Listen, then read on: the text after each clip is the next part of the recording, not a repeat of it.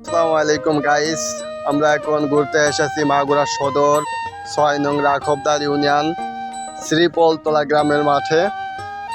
এবার মাঠে খুব ধান হয়েছে, কিন্তু এবার তেলের দাম অনেক বেশি, ১৫০ টাকা লিটার।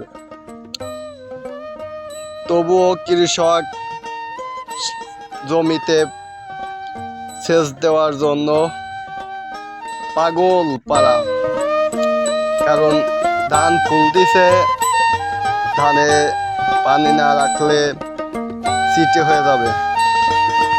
তবুও কৃষক থেমে নেই, তাদের চেষ্টা চালিয়ে যাচ্ছে। দেখুন, আল্লাহর রহমতে এবার খুব উন্নত মানের ফসল হয়েছে এই মাঠে। আমরা বিকেলে আসছি ঘুরতে, জানি না ধানের দাম কেমন যাবে।